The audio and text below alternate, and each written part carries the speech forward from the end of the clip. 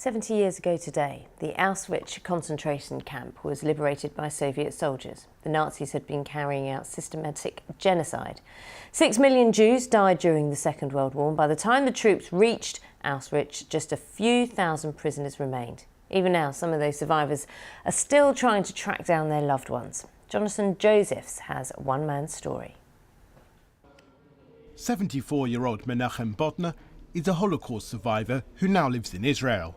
As a 3-year-old Hungarian Jew, he was taken to the Auschwitz concentration camp. There, more than 1 million people perished, but he survived.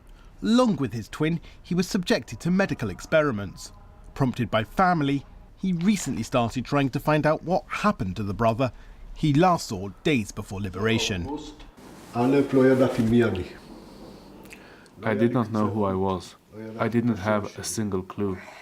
I did not know my name. I only had a number. When I was young, I was afraid to even start looking because I did not know what I would find. He now knows he was born in 1940 with the name Elias Gottesman. And, thanks to newly discovered cousins in California, he can even treasure a picture of the parents who gave it to him. Now I found a family from the side of my mother. I'm very glad of this.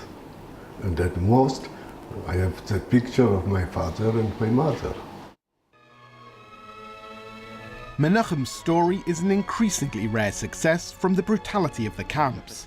As the number of Holocaust survivors falls, so do the requests to search for those they were parted from. The International Tracing Service in Germany, which holds some of the most important archives, now receives less than 400 requests a year.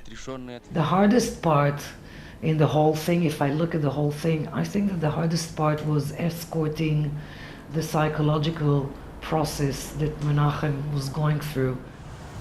Around the world, memorials like this in London's Hyde Park provide some sense of closure and remembrance when it comes to the 6 million victims murdered by the Nazis.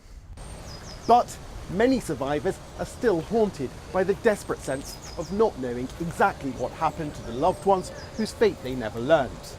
The Nazis' meticulous record-keeping means there is still the hope that comes with the handful of successful reunions that still happen every year. But as time goes on, the slim chances fade further. Menachem has benefited from an online campaign and the efforts of a tenacious genealogist.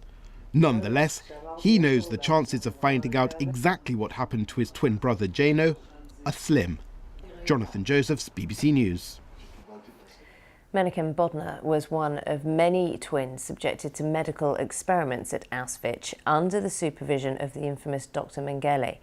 There's more on this story in a special edition of Newsnight this weekend on BBC World News. The times you can see are on your screen when that is being screened.